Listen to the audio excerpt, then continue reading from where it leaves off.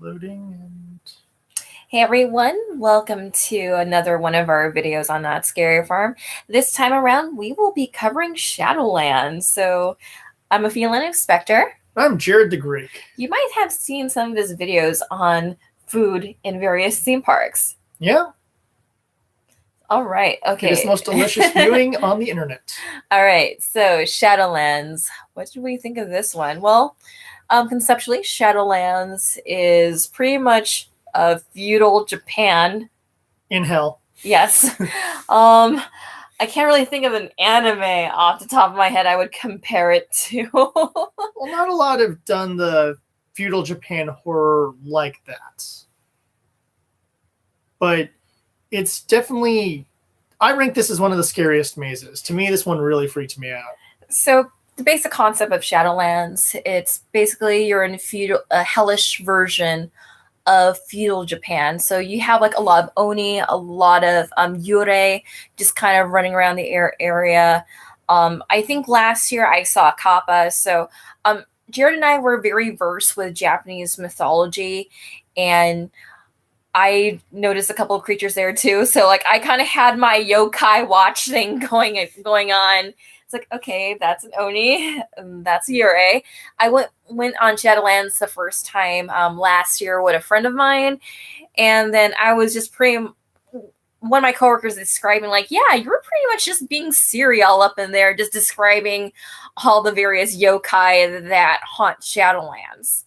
So Shadowlands was much different from last year in the sense that last year we had like a pre-show in which we saw a samurai that was beheaded, and then you go into the skeleton key room that takes you into like a misty, again, hellish version of feudal Japan. Because I think one of the ways they described it in the during the preview show or whatever they call it is that this is supposed to be like the realm of the dishonored dead. So everyone here was not a proper true warrior. They were cowards and weaklings, and they're trapped in this hellscape because that's what you get for not being a true samurai, which is an interesting concept. I actually, since you were talking about the outside, I really could have used a pre-show thing. I think that would have been kind of cool. But I like that fact that they have like the lanterns and the things and the things like that, trying to setting like you're transitioning into like a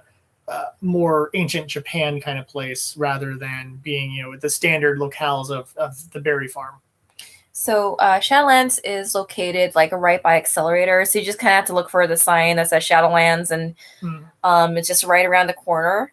And so basically Shadowlands opens up, you're in this forest, and you kind of encounter some forest monsters. I think this year I saw Tengu just kind of hanging out. A Tengu is a Buddhist type of... They're yokais as well. Yeah, yokai. they're crows. Crow people. Creature things. If you saw Power Rangers or something called the Tengu Warrior, so they're like just bird people. But you're basically bird people.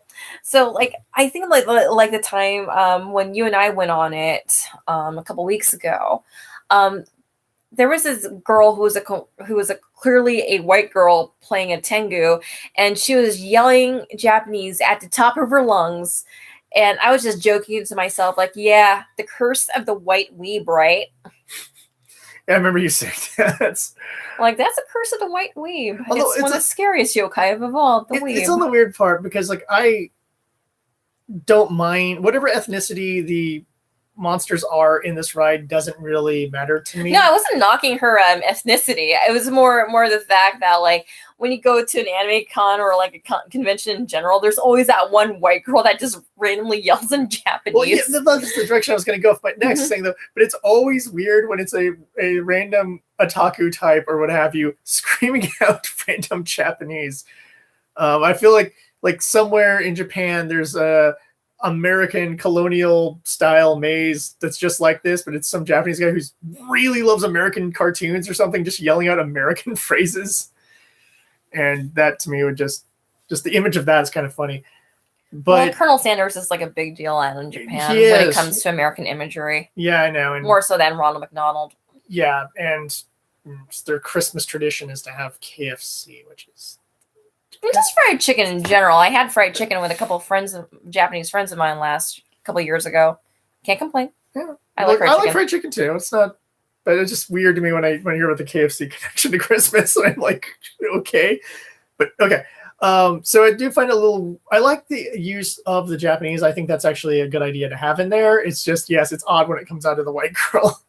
It's like, yes, white weeb girl, you do your thing. You do you. And then after you go into that forest section, you go right into like this, I don't want to call it a temple. It's just more like a Japanese house type of thing. Yeah, it feels like one of those old samurai houses or what have you. You would see in like a samurai film or in any number of samurai anime. The screens, the wood and paper screens, and you're going through like the narrow hallway. There's always that narrow hallway. And then you kind of see like a couple yureis in here, and then you have like this area where it's kind of like a kabuki theater type of setup. And I thought it was pretty, yeah. There's a lot of really cool like artistic cues here. You can see like just some mannequins that look like they've been poisoned by tea. There's a lot of Japanese mythology of like poisoned by tea. That's what ninjas do. Everyone always does like ninjas throw ninja stars and this and that. That's the movies. And historically, they poisoned like everyone. By the way, for those who don't know, the little horsehair where they drip the poison into a person's mouth when they're sleeping, that's real. They actually did that. That's so cool to me. I mean, not the way I want to die, but the fact that they actually found a methodology of dripping like poison into someone's drink or into their mouth while they're sleeping, using hair. It's actually kind of cool. But I love the fact that, it's all those poisoned people. It's this weird theater kind of thing. And there's so many set pieces, and it's really a lot to take in. And again, like I said in some of my previous videos, just sometimes you just kind of want to like just go through slowly just to kind of take in all the detail because again, it's like top-notch art direction here. And there's a lot of rumors that Shadowlands last year would be the final year for Shadowlands because a couple of my friends who work for Knott's have mentioned like, we've noticed some of the Shadowlands set pieces being moved around. So I wonder if it's on the bubble, like they're just right on that edge of like they need another new idea, but maybe this will be the last year. Who knows? But one of the things is I recently went to a panel at I believe it was Long Beach Comic. I think it was Long Beach Comic Con, and it was a panel on Hispanic culture and mythology and things like that. And one of the guys was actually talking about, I guess they used to have a maze that was very much based in Hispanic culture. So it probably had, some chupacabras in there, and it probably had, goodness, what's her name? The water lady. Lorna? And so it probably had those kind of things in there and what have you. And the guy said, he's like, he was expecting it to be super cheesy, and then they did the research and they really made it work. And I feel this is in that same category where this could have been really cheesy and stupid, but they did their research. They tried to make, their monsters look like the various, yokai types. You have the various set pieces that feel like you're in different aspects of like a samurai film or what have you. And it works really well for that. There's a lot of, weird voice, sometimes you'll hear like a voice echoing and stuff like that. That's, supposed to be a ghost or one of the creatures or something. And I love the fact that it is, okay, now being a person who's never been to Japan and all my knowledge comes from samurai flicks and anime, I still go on the fact that it feels significantly more authentic than what they could have done. They all could have been walking around in like stupid kabuki masks, like waving their arms, like, oh. It could have been a lot worse because sometimes when you do something, when you take a culture that has like a rich history of like, again, like with Japan yokai, when there's like a lot of mythology around that. And I'm Filipino, and we have like a lot of funky like ghosts and stuff. I totally want a Filipino maze next year. That'd be amazing. That'd be great. Mm-hmm. Sorry. We have seen too much shake, rattle, and roll is the problem. So, in a way, like it could have been a lot worse, but again, just going with the attention to detail and also integrating like legit like Japanese mythology. When you got the yurei, you got various yokai in there. Last year, I remember seeing a kappa, and last year I remember seeing a lot more oni. And onis are just like the red face, to kind of look a little bit like Darth Maul, just kind of a simplistic way of describing it. But there's a lot of yurei in this one. If you're not too familiar with yurei, you can Google it. If you've seen movies like The Ring or The Grudge, it's like the long hair, white dresses, because white is symbolic of death in most Asian cultures. So they have a lot of attention to color as well as that. Yeah, that boss you have to take on in a Yomawari when you have to take on one of those. It's such a pain. There's a section in Shadowlands. I believe it's after you pass the bathhouse area, and then you pass by like just some. They're not quite geisha, but I'm just gonna assume that they're prostitutes. Probably. Yeah, I'm just gonna assume that they're ghostly prostitutes because they're just hanging around the bathhouse, looking very enticing for blood.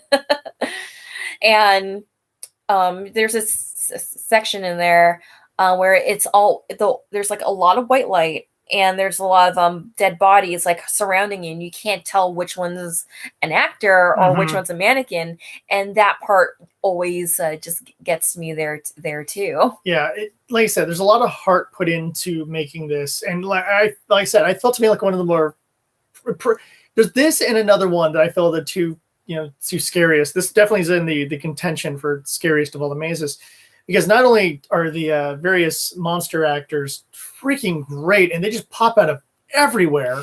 And at the finale, you're back in the forest, but you see all these samurai dudes just kind of like this kind of popping out of nowhere, because they have like a lot of the harness effects that where you can just see them just bungee from one point to another. It's an amazing effect, and like it really got to me too. And usually I don't scare easily at these type of events, but this one just really got to me like the second time through getting around to this one. That's what it kind of reminds me of.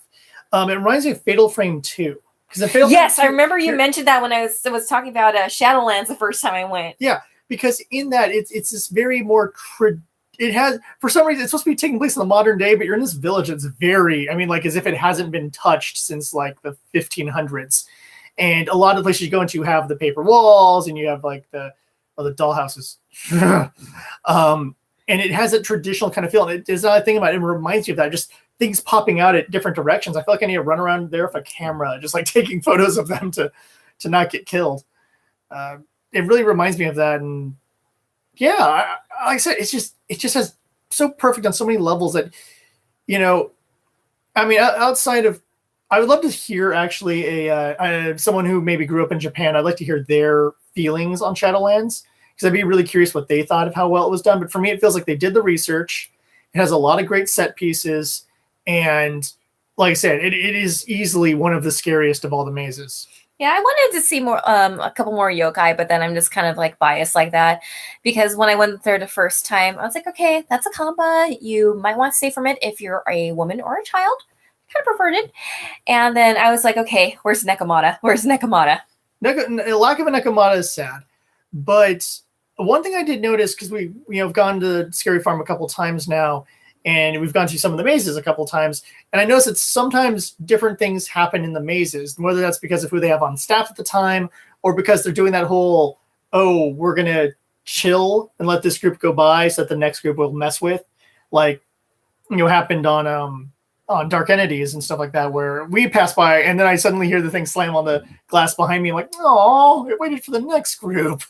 So I'm wondering if we go to Shadowlands again, if we're going to see different things pop up, because they're trying to make it a fresh experience every time you go through, in hopes of not having, and here's where the Kappa pops up. Here's the Tengu. But having it like, what was that? And having that kind of effect. Because I noticed that going on Dark Entity, that different things happened, different times I've gone through it. Sometimes the people in the tubes are more active. Sometimes they're not. Obviously, some of the set pieces don't change because they can't. And the same thing, I'm sure, when we get to it, we've been on enough where there's been different things I saw the different times through. And I'm wondering if we go on that again, if it'll be different experience. Yeah, I'm really looking forward to doing Shadowlands again, and highly recommend checking this out. This might be its last year, who knows, because it's been on the rumor mill of being on the cutting block for Scary Farm. I'm curious so what they enjoy while it lasts.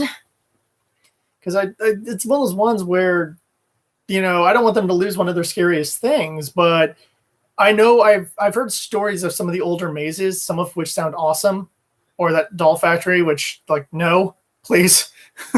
If they bring that one back, that's gonna be one of those like I need to just be dragged there by someone. So I'm like, no, no, no, no, no, no. That all the footage and stuff I've seen of that doll factory like freaks me the heck out, and that's just watching it on a screen, not actually having to walk through there. So who knows if they'll replace it or not, but yes, highly recommended. I would put this on if you're only going to go one time. If you haven't picked up the annual pass, which I'm sure is by now is probably sold out. I don't actually know. But if you are going to go one night, I would put this on the short list. Last year, it was my brother's favorite maze, and he went on, God, I don't know, half or more of the mazes in his 1 or 2 times he went. He go once. He only went once, and that was on his birthday. Yeah. And he went once on his birthday, and he ended up I know it was one of the ones he hit and he really liked. Can't remember his opinions on the other ones, but that was his favorite from last year. And this one might be up there as a contender for my favorite too, because I want to get scared in the maze. And that's one of those things. Like I love the looking at the set pieces things, and there's several, we've talked about already where I liked looking at the various set pieces. But one of the whole points of Scary Farm is to get scared. And I really feel that one really got me. That was one of those ones that like halfway through, I was like, I'm good. Can we go now? And I like the fact that I'm having that, Shaggy from Scooby-Doo moment of like, oh, I don't want to be here, Fred. Here we go. This is too much for me. It has amazing atmosphere, and they really did the research on this. And just shout out to like all of you who are good Shadowlands, because you're all amazing. Yeah, to everyone who's one of the monsters, you guys are awesome. And I just love just how they did the Yurei on this and the lighting effects on it. It's just, oh my God, like, wow. So you definitely recommend Shadowlands. If you've been on the Shadowlands maze, let us know your thoughts in the comments. Do you think this is going to be coming back next year, or is it going to meet the chopping block? And let us know what yokai you saw. All right, or let us know what yokai you'd like to see in Shadowlands should they continue. Nekomata. For those of you who don't know what a Nekomata is, it's a little cat. With 2 tails, it stands on its hind legs, which, okay, yeah, it doesn't sound too frightening, but I think you could find a way of making it a scary cat. It's possible. And everyone likes cats. Mm-hmm. Cats are like the thing right now. It's Halloween. You gotta have a cat. Anyway, this has been a feline of Spectre. And Jared the Greek. And we will see you in the fog. Except when that fog tries to blast you in the face. Yeah.